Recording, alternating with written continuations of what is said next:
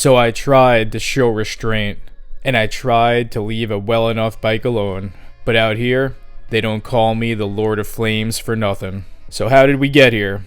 Well, the plan was to keep this bike fairly close to stock and ride it off into the sunset. But you know what they say about the best laid plans. So the more miles I put on the Lowrider ST, the more I began to feel out of place when compared to my default bike, which was something loud, fast, and rowdy in every sense. So it was time to turn this into a true FXDLS Brooklyn bike, which meant overkill in terms of power while staying true to my roots, hailing from New York City. There were a lot of lessons from Peter when I was coming up in this performance Harley-Davidson game, but one that sticks out is, listen kid, if you're gonna build it, then make sure you build it so that it gets speeding tickets standing still. And if it's gonna be from New York City, it's gotta have flames. I like to think that I checked most of the boxes here.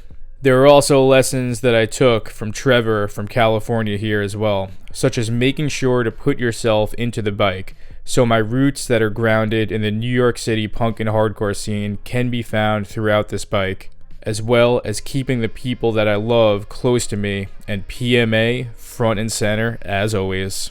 Let's start with the paint. Stylistically, I wanted to mix it up on this one, and along with Jace, who did my Dyna, Roy from Trip 6 Customs has laid down some of my favorite flames in the game. I wanted to make it feel like the yin to my Dyna's yang, inverting the colors chosen while still holding on to the original paint of the bike. Because honestly, that white sand pearl is hands down one of my favorite colors that Harley-Davidson has ever dropped.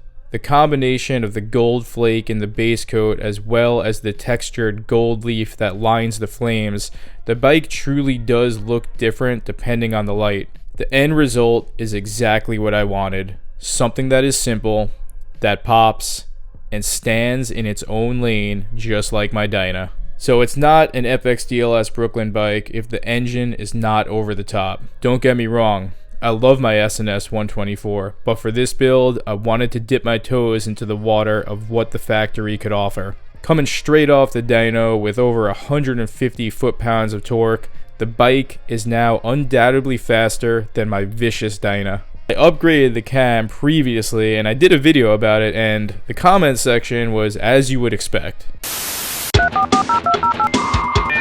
Bro, that cam sucks. My cam is better. My mom got better dyno numbers. Bro, you serious with that cam? Star 3030 or nothing. Why no show face? Can we at least get leg reveal? My dad got better numbers with his cam. Is long asphalt single? Your bike is basically a Sportster. But still, how high is windshield and T-bars? You, FXDLS Brooklyn. So I generally don't respond back to these in the form of written replies. I choose to respond in the form of cubic inches. 14 of them to be exact. But anyway, just remember the old reminder. Numbers don't make you fast. They make you f***ing awesome! Professionally tuned by the gynecologist, this bike on the street is like bringing a nuclear weapon to a knife fight. And suddenly, you could even speed past a gang of state troopers with total impunity. Do you know how fast you were going, son? Actually, I don't, sir. It's set to kilometers per hour. License and registration.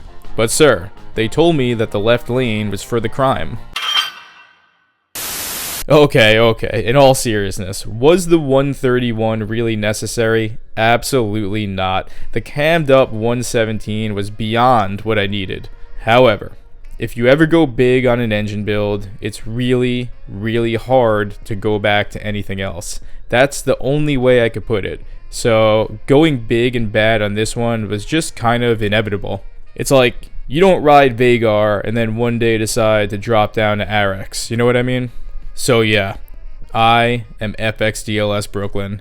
No restraint, no mercy, built to be louder and faster than everything else. For any of you that get into custom builds like this, you know this is not the end, because the build never truly ends. So yeah, stay tuned, because in a way, we're just getting started here. So I do have to say that I could not have done any of this by myself, and just know that I had a lot of support. First and foremost, massive thank you to my dad for supporting this build, which meant helping me pack and ship out the tins, amongst many other random tasks. Massive thank you to all the companies, friends, and family that helped me along the way with this one. A huge shout out to Nitros Garage for spearheading the build from start to finish, as well as Roy from Trip 6 Customs, who is simply fantastic to work with.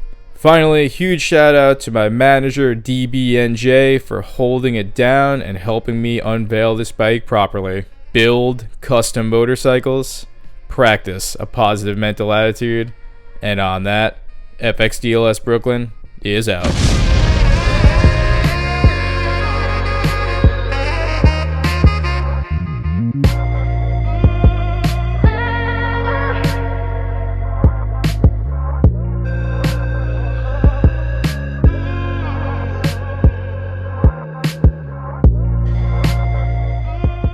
Goodbye.